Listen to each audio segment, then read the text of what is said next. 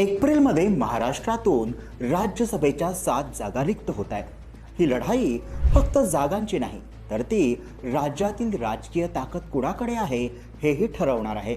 भाजपला स्पष्ट फायदा दिसतोय, महाविकास आघाडीला मोठा फटका आणि सगळ्यांच्या नजरा शरद पवारांवर. शरद पवार पुन्हा राज्यसभेत जाणार का?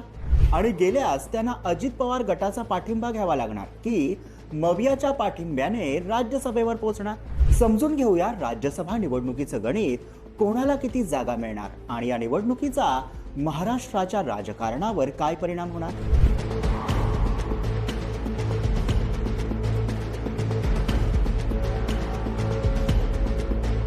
नमस्कार, मी विहंग ठाकूर.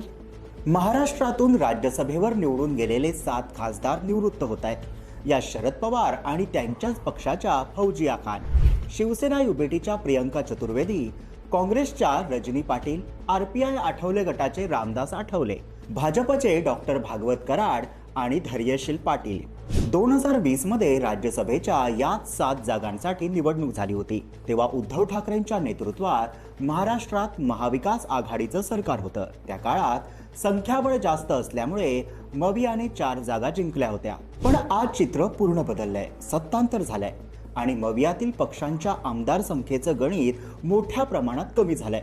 म्हणूनच यावेळी मवियाला 4 जागा मिळणं अशक्य आहे. जास्तीत जास्त एका जागेवर समाधान मानावं लागेल. आता सगळ्यात मोठा प्रश्न आहे तो म्हणजे शरद पवार पुन्हा राज्यसभेवर जाणार का? पवारांनी आधीच सांगितलंय की आपण लोकसभा निवडणूक लढवणार नाही आणि राज्यसभेची मुदत संपल्यानंतर पुढील निर्णय घेऊ. पण आता परिस्थिती बदलली आहे. मवियाकडे फक्त एकच जागा जिंकू शकेल एवढं संख्याबळ आहे. ती जागा शरद पवारांना मिळणार का की उद्धव ठाकरे गटाला की काँग्रेसला? हा प्रश्न मवियासाठी डोकेदुखी ठरणार आहे.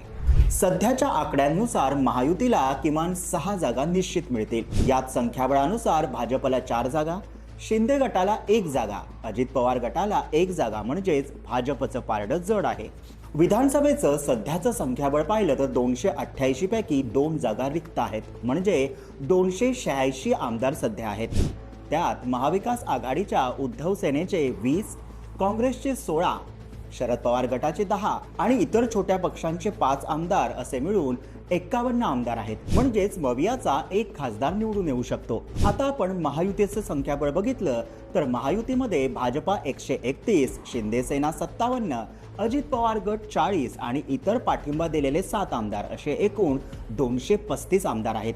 यावरून महायुतीचे 6 राज्यसभा खासदार पक्के. पण भाजपने 7वा उमेदवार दिला तर चुरस होईल. मवियासाठी ही धोक्याची घंटा असेल. ही निवडणूक फक्त 7 राज्यसभा खासदारांची नाही, ती आहे महाराष्ट्रातील बदललेल्या राजकीय शक्ती समीकरणाची. आणि राज्यसभेत महाराष्ट्राचं राजकीय प्रतिनिधित्व कसं असणार हेही ठरणार आहे. म्हणजेच ही निवडणूक म्हणजे पुढील राजकीय घडामोडींचा ट्रेलर आहे. राज्यसभेच्या 6 जागांवर महायुतीचं पारडं जड आहे. मवियाला फक्त 1 जागा मिळण्याची शक्यता आहे. पण सगळ्यात मोठा प्रश्न अजून तोच, शरद पवार पुन्हा राज्यसभेत जाणार का? आणि मविया आपली एकमेव जागा कोणाला देणार? तुमचं मत काय? कमेंटमध्ये नक्की लिहा. व्हिडिओला लाईक करा आणि अशाच राजकीय विश्लेषणासाठी चॅनलला सबस्क्राईब करा.